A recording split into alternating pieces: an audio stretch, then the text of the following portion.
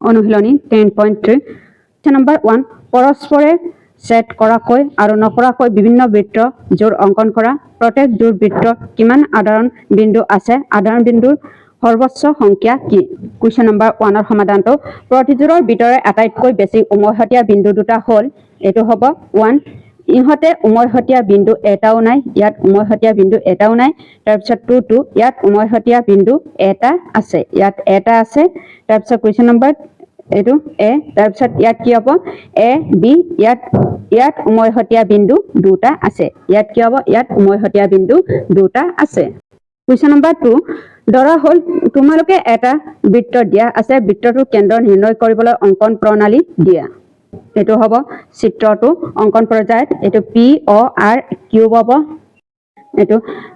বৃত্তটোৰ ওপৰত P cube এটো আৰু আৰ যিকোনো তিনটা বিন্দু লোৱা হ'ল তাৰপিছত পি কিউব আৰু কিউ আৰ সংযোগ কৰা হ'ল তাৰপিছত পি কিউব আৰু কিউ আৰৰ লম্ব সমদ্বিখণ্ডিত টনা হ'ল ধৰা হ'ল ইহতে অ বিন্দুত কটাকাটি কৰিছে অ বিন্দুৱে হ'ব বৃত্তটোৰ কেন্দ্ৰ হ'ব কুৱেশ্যন নম্বৰ 3 যদি দুটা বিন্দু কাটাকাটি কৰে প্ৰমাণ কৰা যে ইহতৰ কেন্দ্ৰ আধাৰণ জিয়াৰ লম্ব দ্বিখণ্ডিত খণ্ডৰ ওপৰত অৱস্থিত এটো কেনেকৈ কৰিব লাগিব চাওঁ হা এটো 3 কুৱেশ্যনৰ সমাধানৰ এটো চিত্ৰটো হ'ব অ ডেশ অ এটো ইয়াত এ এম ইয়াত বি হ'ব কুৱেশ্যন নম্বৰ 3 সমাধানটো অ আৰু অ ডেশ কেন্দ্ৰ বৃত্ত দুটা এ আৰু বি বিন্দুত কাটাকাটি কৰিছে প্ৰমাণ কৰিব লাগে যে অ ডেশ আৰু হল এ বিৰ লম্ব সমদ্বিখণ্ডিত অঙ্কন অ বি অ ডেশ এ আৰু অ ডেশ বি যোগ কৰা হ'ল ধৰা হ'ল অ ডেশ যিয়ে এ বি এম বিন্দুত কাটিছে এটো চিত্ৰটো প্ৰমাণ ইয়াত কি হ'ব ত্ৰিভুজ এ এটো ত্ৰিভুজ অ ইয়াত অ তাৰপিছত এ ইয়াত কি হ'ব অ ডেশ হ'ব আৰু ইয়াত কি হ'ব অ বি অ ডেশৰ পৰা আমি এটো কি হ'ব অ এ ইকুৱেল টু ইয়াত কি হ'ব এ অ বি হ'ব একে বৃত্তৰ ব্যাসাৰ্ধ হয় এতিয়া ইয়াত কি হ'ব অ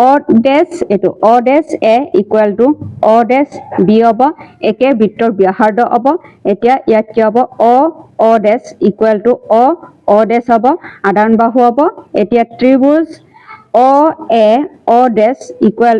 অৰ্বসম ইয়াত কি হ'ব ত্ৰিভুজ অ বি ইয়াত কি হ'ব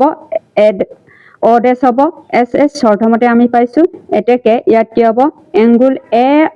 অ dash equal to angle B অ ইয়াত কি হ'ব অ ডেশ হ'ব এতিয়া angle A O M equal to এটো অ এ এম ইকুৱেল টু ইয়াত কি হ'ব এংগুল ইয়াত কি হ'ব বি অ এম হ'ব এটো কি হ'ব ইকুৱেশ্যন নম্বৰ 1 হয় তাৰপিছত ত্ৰিভুজ ইয়াত এ অ এম আৰু ইয়াত কি হ'ব ত্ৰিভুজ বি অ এমৰ পৰা আমি পাইছো ইয়াত কি হ'ব O A equal to O B হ'ব তাৰপিছত angle A O M equal to angle B O M এটো 1 ৰ পৰা পাইছো তাৰপিছত O M equal to O M হ'ব সাধাৰণ বাহু হ'ব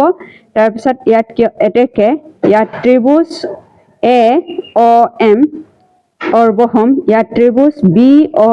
এম এছ শৰ্তমতে পাইছো এতেকে ইয়াত কি হ'ব এ এম ইকুৱেল টু ইয়াত বি এম হ'ব এটো কি হয় ইকুৱেশ্যন নম্বৰ 2 হ'ব তাৰপিছত angle A M O equal to angle B M O হ'ব এটো কি হয় ইকুৱেশ্যন নম্বৰ 3 হ'ব তাৰপিছত angle A M O plus angle B M O equal to কিমান হ'ব 90 ডিগ্ৰী হয় এটো কি হ'ব ইকুৱেশ্যন নম্বৰ 4 হ'ব অৰ্থাৎ ইয়াত কি হ'ব অ এম অৰ্থাৎ ইয়াত কি হ'ব অ ডেশ হলে ইয়াত কি হ'ব এ বিৰ লম্ব ইয়াত এ বিৰ লম্ব সমদ্বিখণ্ডিত হয় এটোৱে হ'ব কুৱেশ্যন নম্বৰ 3 ৰ প্ৰশ্ন উত্তৰটো এটো অৰ্থাৎ অ এম অৰ্থাৎ ইয়াত কি হ'ব অ ডেশ হল এ বিৰ সমদ্বিখণ্ডিত হয় কুৱেশ্যন নম্বৰ 4 স্তম্ভ মিলোৱা স্তম্ভ 1 স্তম্ভ 2 প্ৰদত্ত তিনটা একেৰেখীয় নোহোৱা বিন্দুৰ মাজেৰে আঁকিব পৰা বৃত্তৰ সংখ্যাটো কিমান হ'ব এটা হ'ব এটো 3 লগত মিলিব এটা হ'ব এটা ত্ৰিভুজৰ শীৰ্ষবিন্দু তিনিটাৰ মাজেৰে যোৱা বৃত্তৰ কেন্দ্ৰটোক বোলে ইয়াত কি হ'ব 4 হ'ব এইটো পৰিকেন্দ্ৰ হ'ব তাৰপিছত বৃত্ত কেন্দ্ৰৰ মাজেৰে টনা এডাল ৰেখা জিয়াক সমদ্বিখণ্ডিত কৰিলে ৰেখাডালৰ জিয়াডালৰ ওপৰত হ'ব ইয়াৰ কোনটো মিলিব 1ত হ'ব ইয়াত ওপৰত লম্ব হ'ব দুটা পৰত্ব বিন্দুৰ মাজেৰে ইয়াত কি হ'ব অহংকীয় আঁকিব পাৰে তো হ'ব বি টো উত্তৰ হ'ব এটোৱে হ'ব 10.3 প্ৰশ্ন উত্তৰটো